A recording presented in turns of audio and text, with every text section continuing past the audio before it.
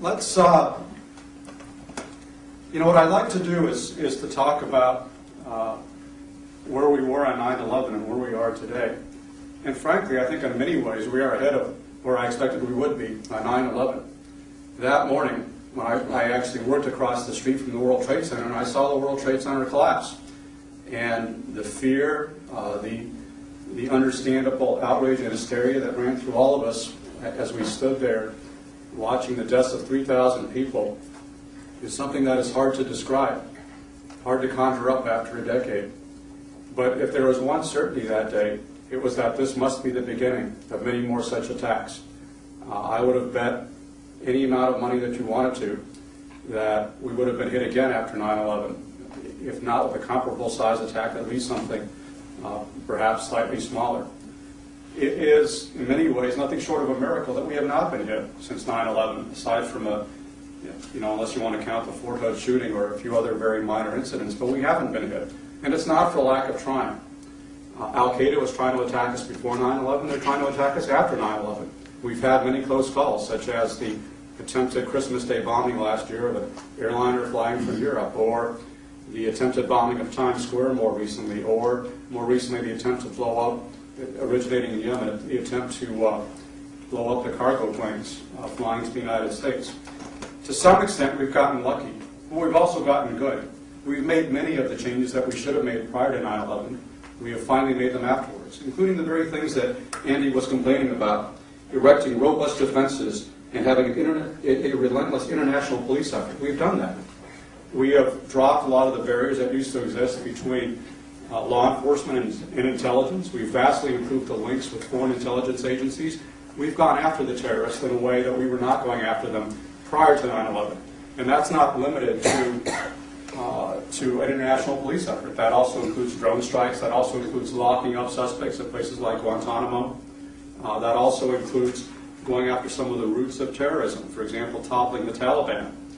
And whatever you might say about the wars in Afghanistan and Iraq, and like all wars that we have fought, they have certainly been plagued by their share of mistakes, and sometimes costly mistakes, which unfortunately have cost the lives of brave Americans and Iraqis and Afghans and others. But despite all of the mistakes, I would stand with Andy Basovich in agreeing that the world is a better place without Saddam Hussein ruling Iraq. It is a better place without the Taliban ruling Afghanistan. It's not only a better place, I might add, for the people of Iraq and Afghanistan. I think it's a safer place for the entire world. Now, obviously, our work is not done. We can't simply wash our hands of it and walk away, just as we didn't wash our hands and walk away after World War II, but instead we kept troops in places like South Korea, Germany, and Japan for decades. So, too, we need to have a long-term commitment. But we already see some of the fruits of that long-term commitment. And, Andy can very well quote back to me some of my optimistic words about Iraq from 2003.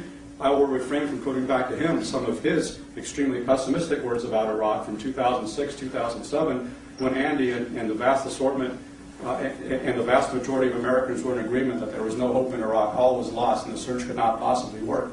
And in fact, the surge has worked. It has reduced casualties by over 90%, and you're seeing the emergence, very fragile and still unstable, but very slowly the emergence of an actual working democracy in Iraq, which, if progress continues, could well be the kind of beacon of hope for the Middle East that I and many other supporters of the war effort had hoped. Again, there is much more to do. I think we are safer. We are by no means safe. The threats still exist. They existed before 9/11. But the difference between the pre-9/11 period and the post-9/11 period is that we are attempting to tackle many of the threats instead of sticking our head in the sand and hoping that they will go away. Now, how do I know that we are on the right track since 9/11? How do I know that national security strategy is not actually off track? Well, I think the best indication that we have is the fact that President Barack Obama has not substantially altered the policies that he inherited from President George W. Bush. That's something that Andy and I agree on, as you just heard. There was not this major change that President Obama talked about when he was still candidate Obama. He talked about closing Guantanamo and ending renditions and stopping wiretaps and getting out of Iraq and doing all these other things. Well, what has he actually done once in office? He has essentially kept more or less to the Bush timetable and drawing down slowly and I believe responsibly in Iraq. He has continued the Bush buildup in Afghanistan to try to defeat the Taliban, which I believe has to be a top national priority. to finish what we started on 9/11. He has walked away from his pledge to close Guantanamo Bay. He has walked away from his pledge to give civilian trials to all captured terrorists. He has signed a reauthorization of the Patriot Act, which allows much more liberal wiretapping and other changes that I think have been vitally important to fight terrorism since 9/11.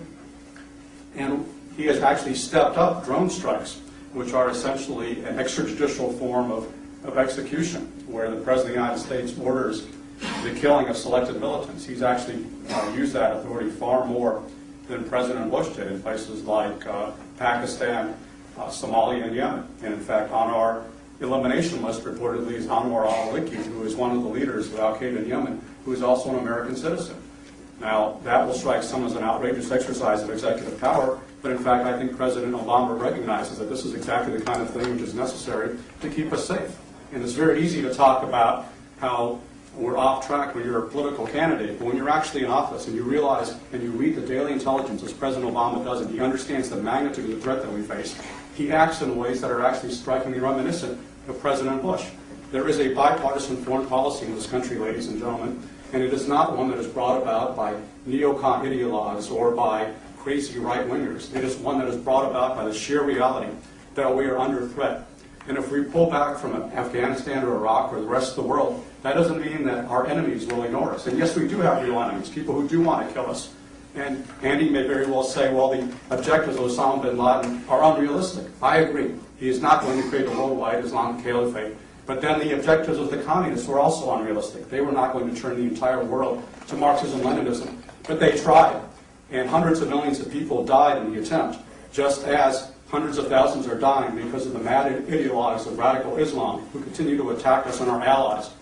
And I would suggest to you that withdrawing from the field of battle is not going to cause them to think that we are good people and that they should respect us. And in their attacks on us, it will cause them to think that we are weak and we are ripe for the taking.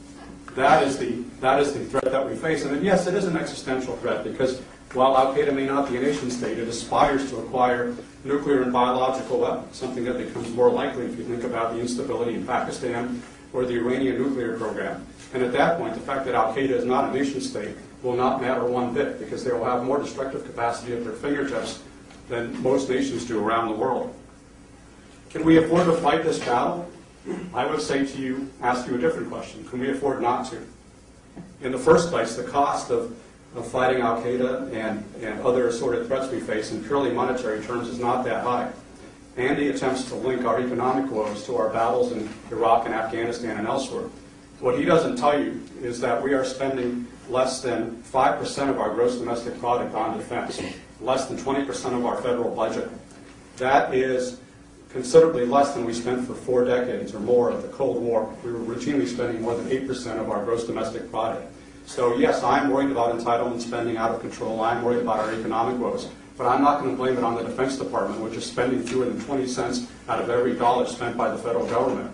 The problems lie with our entitlement spending, which are out of control and growing larger because of President Obama's health care plan. You can't blame our economic woes on the wars that we fight. The human cost, I will admit, is harder to bear, much harder to bear, especially for those like Andy who have given a loved one and seen a loved one fall in battle. That is a cost that all of us as citizens can only struggle to comprehend.